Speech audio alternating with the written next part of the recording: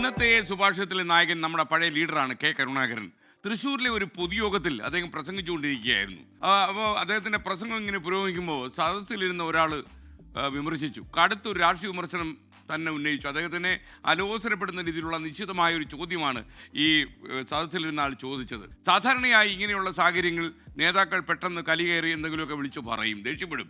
പ്രത്യേകിച്ച് കരുണാകരൻ എന്താടോ ഇയാൾക്ക് പ്രശ്നം എന്നങ്ങനെ ചോദിക്കുമോ എന്നൊക്കെ ആളുകൾ ഭയന്നിരിക്കുമ്പോൾ കരുണാകരൻ ഒന്ന് ചിരിച്ചു. എന്നിട്ട് ആ വ്യക്തിയെ നോക്കി പറഞ്ഞു, സുഹൃത്തെ, നിങ്ങളുടെ അഭിപ്രായത്തിന് നല്ല നന്ദിയുണ്ട്. നല്ല ഉറക്കത്തിൽ നിന്ന് ഉണർന്ന് ഇത്രയും നല്ലൊരു ചോദ്യം ചോദിച്ചത് എന്തായാലും നന്നായി, അഭിനന്ദനങ്ങൾ. കരുണാകരൻ്റെ ഈ മറുപടി കേട്ട് സദസ്സിൽ വല്ലാതെ ചിരി പടർന്നു. വിമർശനം ഉന്നയിച്ച വ്യക്തി പോലും ചിരിച്ചുകൊണ്ട് തലകുനിച്ചു പോയി.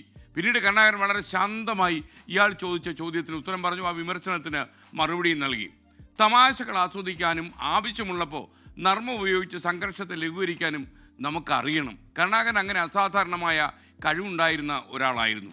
ഗൗരവമുള്ള വിഷയങ്ങളെപ്പോലും വളരെ ലാഘവത്തോടെ സമീപിക്കാനുള്ള അദ്ദേഹത്തിൻ്റെ കഴിവ് മിക്കപ്പോഴും പ്രശംസിക്കപ്പെടുകയും ചെയ്തിട്ടുണ്ട്.